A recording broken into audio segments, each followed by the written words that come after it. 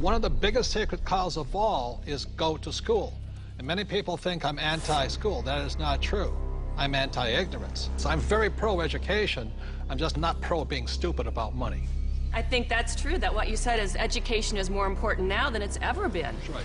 So the problem is that the schools focus just on two kinds of education. There's the academic, which is really important.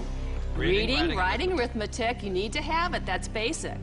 And the second type of education they give is the professional kind of education. So if you want to be a lawyer or an accountant or a teacher, then you need to go to school and get those certifications. But the one kind of education that's lacking severely in the school system as it stands is financial education. Time out. An important part of financial education is having a financial statement, which is an income statement and a balance sheet. Now, when you go to your banker always asks you for your financial statement, not your report card, because your financial statement is your report card once you leave school. Your financial statement will tell you whether or not you're smart with money or not smart with money, because that financial statement is your report card of your financial intelligence. I put on my Facebook one day that we need to teach our children financial education, and I received a comment back from a teacher that said, who's going to pay for it? We're all going to pay for it if we don't start educating our children in school. This is a very hot subject, but our schools are training people to be employees, to work for the rich. The second thing I don't like about school is how dare they label a kid as smart or stupid at an early age. The reason I'm sensitive to that is because I was labeled stupid right off the start. And it wasn't that I was stupid. I was bored, and I was not interested, and it was none of the subjects I wanted, and nobody could tell me how I was going to use calculus. I kept asking my teacher, how am I going to use calculus? And they couldn't tell me. Are they training to be an employee, or are they training to be street smarts? See, my poor dad was school smart, my rich dad was street smarts, and I'd rather be street smart today. Well, there's a total lack of practical education is really what you're talking about. And I found that. I'm an accountant, and I have a master's degree. And you're an A student, right? And I'm an A student. We'll forgive you. So, thank you. But when I went to school, the only financial education I got was specific to my profession. Okay, there was no general financial education. I could have gone all through, gotten a master's degree, got a PhD in my field without any specific financial education about how to handle myself once I got out of school. Right, and people say to me, well, I learned economics in school. Is economics financial education? Not really. You know, it's not about investing, it's not about the laws, it's not about taxes, it's not about history. Well, Robert, as a lawyer, I see all sorts of people walk through the door. And some are highly educated, and some have no education at all, but like you said, they're street smart. And the first time I saw this type of client, I thought, wow, he's doing pretty well. He didn't go to college, but he's got all this real estate. And then there's a pattern that develops where you see a lot of people who never went to college, but are street smart and have done very well. I can just say, I was talking to a woman the other day, she's a just as you're saying, highly successful doctor. Very, very successful. Medical doctor, very smart in so many ways, but when we were talking, she finally looked at me and she said, oh my God, she goes, I have not a clue about my money. She's 45 years old, not a clue. And you think that because they're successful, they know something about money. But so many people don't, because so many of us haven't had the education. School puts us in a culture of dependence. We depend on three things. We depend on a corporation to take care of us, or we depend on government to take care of us.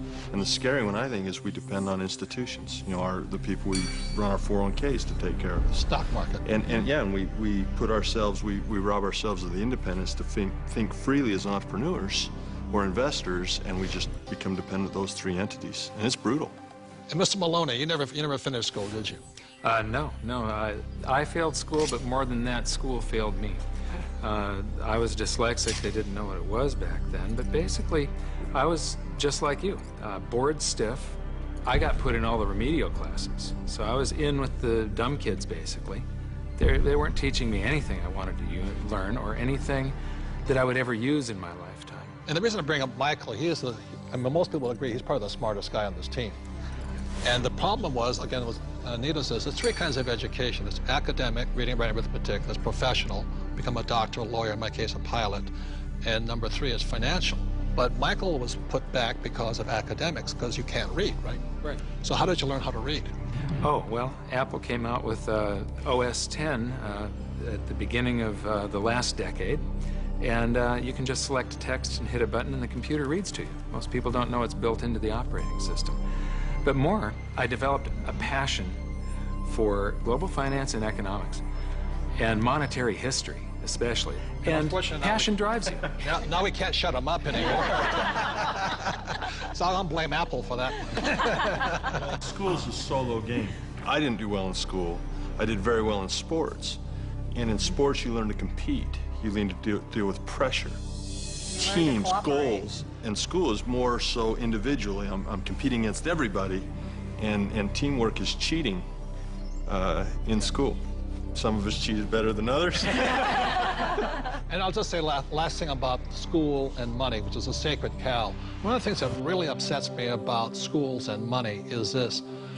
In America, schools are based upon real estate tax. In other words, if you come from a rich neighborhood, the real estate tax pays for better schools.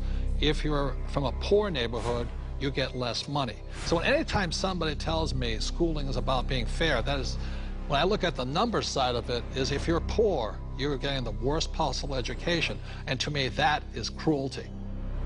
So how does a person learn about money? How does a person increase their financial intelligence? This diagram, called the cone of learning, provides some interesting clues. The cone of learning was created by an educational researcher named Mr. Dale in 1969. And what he found is that the worst way to learn is by reading or listening to a lecture. And the best way to learn is at the top, which is simulations or games, and then doing the real thing. The interesting thing is my poor dad, who was good at school, thought that reading and lecture was the best way to learn. My rich dad taught me to be a rich man at the top of the cone. He taught me using the game Monopoly. You know, 4 greenhouses, 1 red hotel. 4 greenhouses, 1 red hotel. And then we went out and did the real thing. So one of the ways, if you want to learn without much risk, is by simulations, play games. The reason my wife and I created the cash flow game was so that you could play and learn physically, mentally, emotionally, but make a lot of mistakes with playing money. So how many people in this room have made financial mistakes? You know, the only thing we were ever taught was maybe how to balance a checkbook, how to have a savings account, those basics. Financial education is like learning another language. Yeah. You know, when you learn real estate, it's a different language than stocks. It's a different than entrepreneurship or commodities, oil or gold. I say this all the time in Mexico. If you learn English, you can do business with the whole world. When you learn to speak the language of money, it opens up a whole new world. Yeah. And unfortunately, in our school systems, we don't teach the language of money. We teach people the language of becoming a doctor, lawyer, or an employee.